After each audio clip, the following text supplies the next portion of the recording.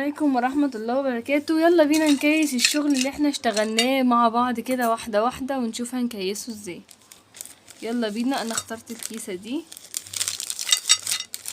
اهو، وطريقة التكييس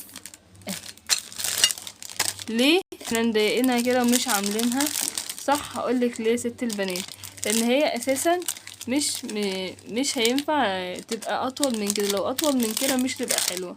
تعالوا نجرب نكيس بقية الحاجات. كام ميدالية دول اهم. الميدالية بتاعتي هدخلها وشها فوق اهو، وهبتدي اشيل الحتة دي وهبتدي اكيس كده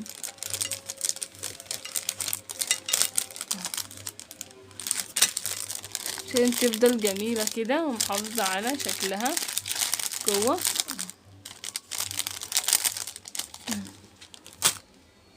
تاني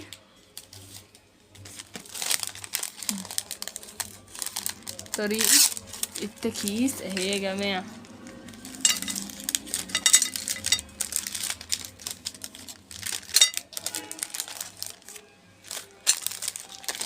اهي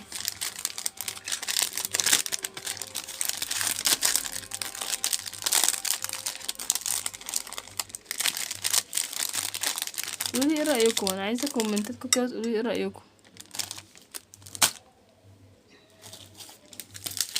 يلا نشوف اللي بعده اهي.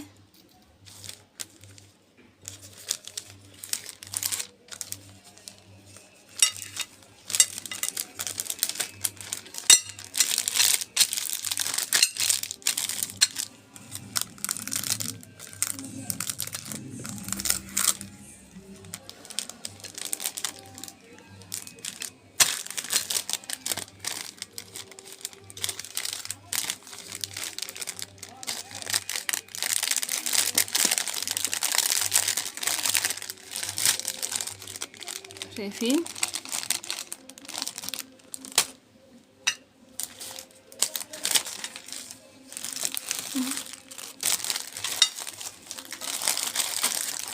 اهي الحاجات اللي في الكيس اهي.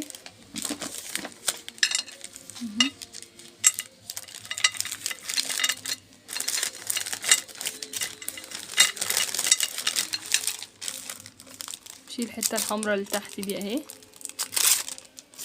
كده، وابتدي ان انا اقفلها اهو.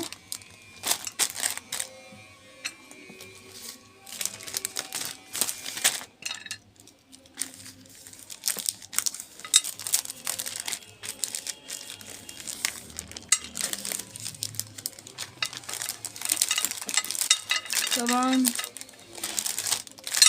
الشغل ده غالي جدا. القطعة هتطلع جملة ب30 جنيه جملة.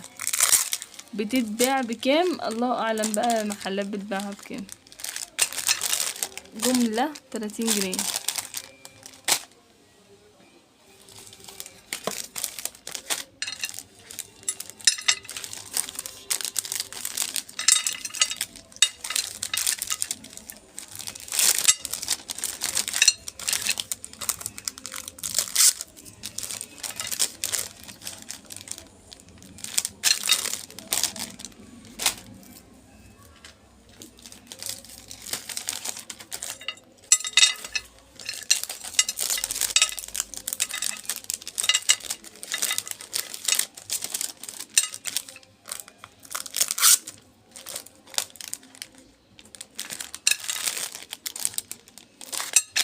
اكتبولي في الكومنتات ايه رأيكم في اللي احنا عملناه ده، اذا كان حلو ولا وحش. هستنى رأيكم.